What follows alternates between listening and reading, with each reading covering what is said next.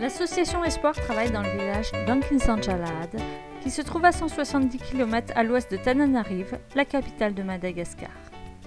Ce village a pour particularité d'être étalé sur plusieurs kilomètres, les cases étant disséminées ici et là avec autour les terres cultivables de ses propriétaires. Les 18 ethnies sont représentées dans ce village qui compte environ 300 adultes. C'est ici, au bout du monde, que nous travaillons. C'est ici qu'il y a aujourd'hui une école, un accueil de jour, et que l'année prochaine, il y aura un collège.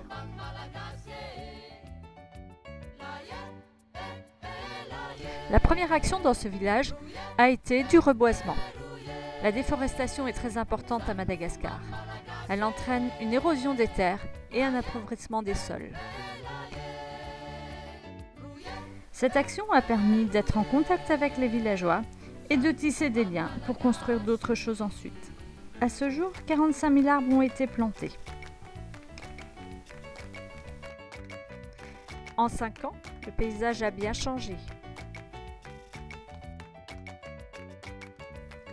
Le sol est recouvert d'un tapis fertilisant dans lequel poussent des jeunes plants à l'ombre des grands arbres. La vie est revenue. On entend des grillons, des oiseaux, on voit des caméléons. Toute cette vie n'existait pas il y a 5 ans à cet endroit. Sur ce terrain désert il y a 5 ans, il y a aujourd'hui un verger avec des arbres chargés de fruits. L'école, elle a ouvert en 2008 avec une classe de CP1. Actuellement, nous avons les 5 niveaux, du CP1 au CM2. En 2012-2013, il y a 170 élèves d'inscrits. Nous souhaitons donner à ces élèves les moyens de savoir lire, écrire et de pouvoir passer leur certificat de fin de CM2, le certificat de fin d'études, qui se déroule en français. L'année dernière, nous avons pu démarrer une bibliothèque au sein de l'école. Le bureau administratif, tenu en alternance par 2 instituteurs. La directrice, Odette.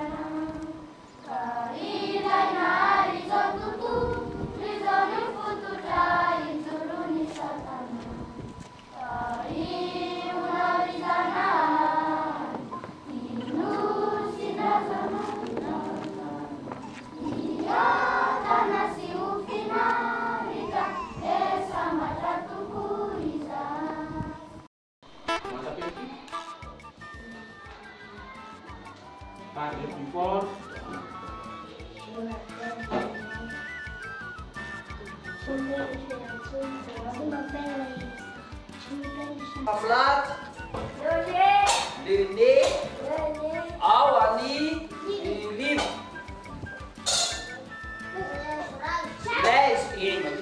les oreilles, awani Flavien, hein? La bouche, awani Vanessa, le manteau, awa.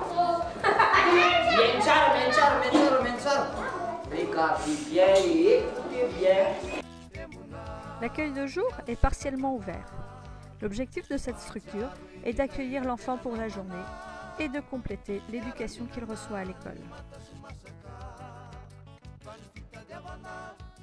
Le premier objectif est de leur apporter une alimentation suffisante et équilibrée afin qu'ils puissent apprendre correctement.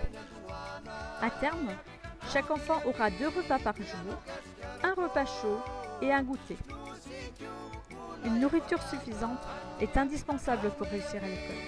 Nous nous en sommes aperçus lors de nos premières années de fonctionnement, quand, à la période de soudure, période où il n'y a pas de riz, les enfants arrivaient affamés, dormaient en cours et étaient incapables de suivre la classe. Bon appétit.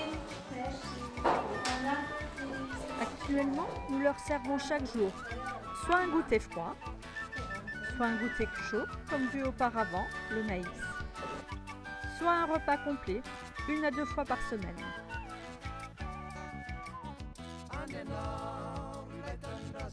La plupart des enfants mangent de la viande pour la première fois à l'école.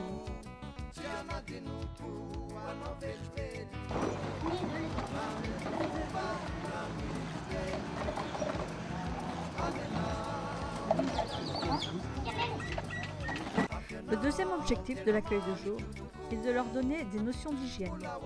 Et après, ça attaque vos dents, ça abîme vos dents. Avy eo reny ampy-tsakafo reny a manimba ary mahafakarary ny nifitsika. Ça mange un petit peu votre dent. Mihinana mihitsy aza ny nifitsika izy reto. Et c'est ça qui vous donne mal aux dents. D'abord, on va se brosser les dents plates, le devant des dents. Dia amin'ny voalohany a le nify le eto amin'ny voaloha le mahitsy ireo zany aloha le fisaka ireo aloha ny brosina voalohany. Après, on va se brosser donc comme ça. Avy eo a alefa manaraka ny halavan'le nify le izy. 90% des enfants ont des caries. Seuls 10% ont une brosse à dents chez eux et se brossent régulièrement les dents. La plupart ne savaient même pas ce que c'était. L'accueil de jour comporte des douches et des WC où les enfants pourront prendre chaque jour une douche. Dans leur village, il est difficile de se laver loin des regards de tout le monde. Maintenant, chaque enfant a sa brosse à dents et son dentifrice. Quand il est vide, il ramène le tube et nous lui en donnons un autre.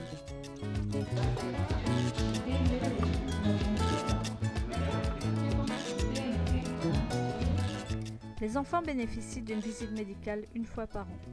Ils sont pesés, mesurés, l'IMC est calculé. 30% des enfants environ présentent un sous-poids. Certains nécessitent une prise en charge spécifique par des compléments alimentaires. Un enfant en difficulté scolaire présentait en fait des troubles de la vue. Nous l'avons orienté vers un ophtalmologiste et il a pu bénéficier de lunettes.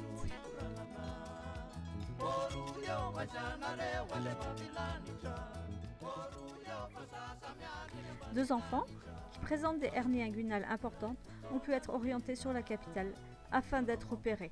Nous avons pu prendre en charge financièrement ces interventions. Lors de cette visite médicale, nous nous sommes rendus compte que beaucoup d'enfants présentaient des plaies ou des problèmes de peau. Ponctuellement, nous assurons quelques soins. À terme, nous avons pour objectif d'ouvrir un dispensaire pour offrir à ces enfants et à toute la population une prise en charge médicale correcte.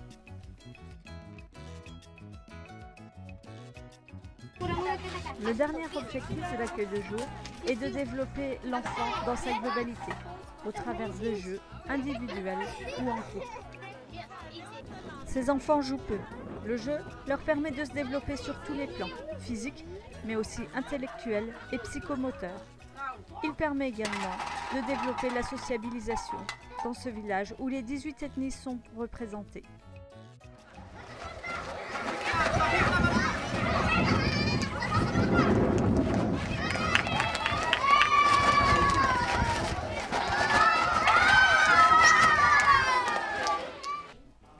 Après des années de contact avec les villageois, nous pouvons ensemble maintenant aborder des sujets comme la planification des naissances et la contraception. On continue à prendre la pilule, mais il faut utiliser autre chose, préservatif ou quoi, pendant ce cycle-là, parce qu'il peut y avoir un bébé. Vous arrêtez la pilule.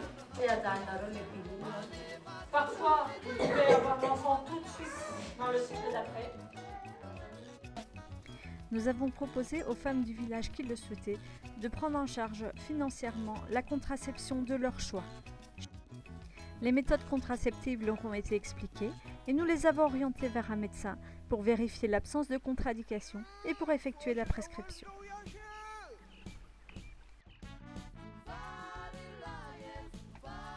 Nous commençons à développer des activités pour les femmes. Les femmes de cette région ne cuisinent pas beaucoup. Elles cuisent le riz et les aliments de base, mais n'élaborent pas de plats. Ce jour-là, nous leur apprenons à faire un flan. Les ingrédients peuvent être achetés dans la ville proche pour une somme modique. Dans cette région, les gens consomment très peu de laitage. Le flan permet de faire un apport en lait.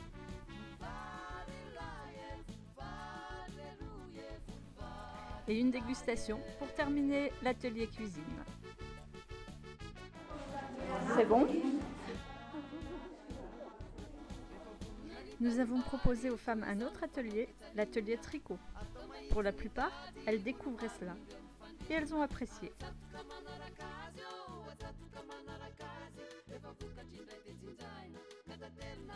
Une des conditions qui nous permet de mener à bien toutes ces activités, c'est d'avoir de l'eau. Nous avons eu plusieurs puits sur le site, mais avec des problèmes de puits qui se bouchent, de pompes qui ne fonctionnent pas.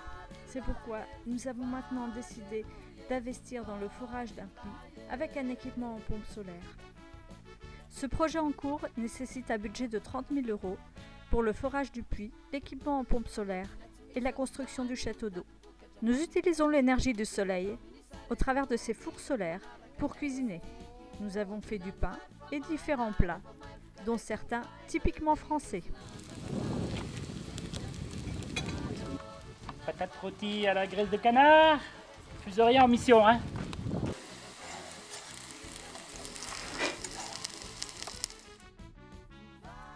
L'équipement en panneaux solaires nous donne de l'électricité pour s'éclairer le soir. Le soleil permet aussi d'avoir de l'eau chaude pour la douche. Afin de faire fonctionner l'école, l'accueil de jour, de payer les différents salaires, nous avons un budget mensuel de 1 500 €. À cela s'ajoutent les frais de construction de bâtiments ou de forage de puits ou d'équipement. Ces dernières années, le budget de l'association a avoisiné les 75 000 €. Nos principales recettes sont les dons et les marchés aux puces. Nous recevons des dons ponctuels, mais nous avons aussi des personnes qui se sont engagées dans le projet au travers du parrainage de ce projet. L'association Espoir compte 75 membres, dont 40 sont déjà venus à Madagascar. Didier Rich en est le président. Le comité de direction est composé de Jean-Claude, vice-président, Sandrine, trésorière, Daniel, secrétaire, Michel, Jean-Marc, André, Jean-François, Edith.